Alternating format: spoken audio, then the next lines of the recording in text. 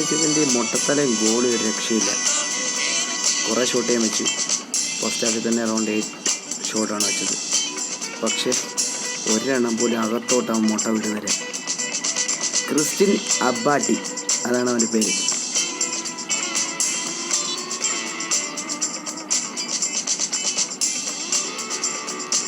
എന്താടാ ഇവന് എന്ത് സീനാന്ന് നോക്കിക്കേ. എവിടെ നിന്ന് അടിച്ചാലും പിടിക്കും.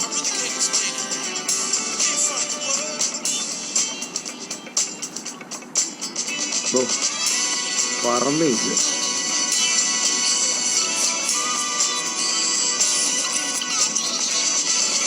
സെക്കൻഡ് ഹാഫിൽ നമ്മുടെ കളി കയ്യിൽ നിന്ന് പോയി. ഇതാണ് ഫസ്റ്റ് ഗോൾ അടിക്കുന്നത് നമുക്കെതിരെ.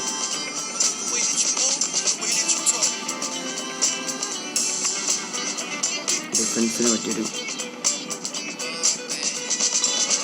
പിഴവാണ്. അതിനുശേഷം ഒരു ഗോൾ കൂടെ നമുക്കെതിരെ കയറുന്നു.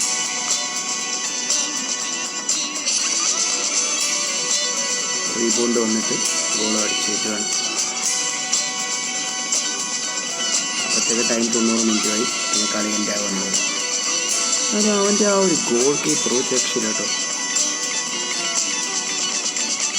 ഞാൻ സത്യം പറഞ്ഞാൽ ഇത്ര നാൾ കളിച്ചതിൽ ഒരു നേരിട്ടൊരു മികച്ച ഗോൾ കീപ്പർ എന്ന് വേണം പറയാം. ഒലിവർ കാൻ, അതുപോലെ തന്നെ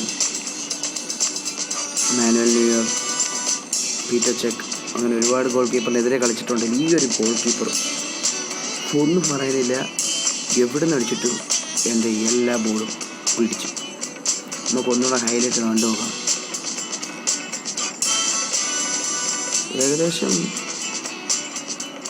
9 ഷോട്ടാണ് ടോട്ടൽ ഞാൻ ഈ മാറ്റി വെച്ചതെന്ന് തോന്നുന്നു. 9 ഷോട്ടാണ് ഗോൾ കീപ്പറിൻ്റെ കയ്യിലായിരുന്നു.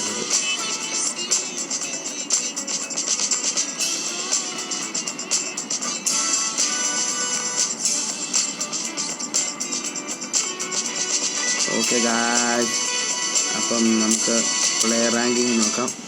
പ്ലെയർ റാങ്കിങ്ങിലേക്ക് പോകുമ്പം നമ്മുടെ ടീമിൽ മികച്ചിരിക്കുന്ന സ്റ്റീവൻ ജെറാർഡാണ്. പക്ഷേ ഒപ്പോണൻ്റ് ടീം എടുക്കുകയാണെങ്കിൽ ഡേവിഡ് ബെക്കാം, എംബാപ്പെ, അതുപോലെ തന്നെ ഇവനാണ് ക്രിസ്ത്യൻ അബ്ബാട്ടി. ഇതാണ് ഞാൻ പറഞ്ഞ ഗോൾ കീപ്പർ. ഇതായിരുന്നാലും കളി തോറ്റിട്ടുണ്ട്. നല്ലൊരു മത്സരം.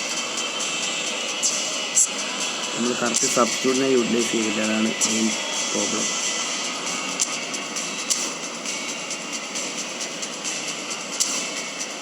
ഓക്കെ ഗായ്സ്, അപ്പം നമുക്കൊന്ന് സ്റ്റാറ്റ് നോക്കാം. സ്റ്റാറ്റ് നോക്കുവാണെങ്കിൽ 9 ഷോട്ടാണ് ഞാൻ, അല്ല ഷോട്ട് ഓൺ ടാർഗറ്റ് നോക്കുവാണെങ്കിൽ 5 എണ്ണം, 9 എണ്ണം സേവാണ് നമുക്കെതിരെ. ഒന്നും പറയാനില്ല.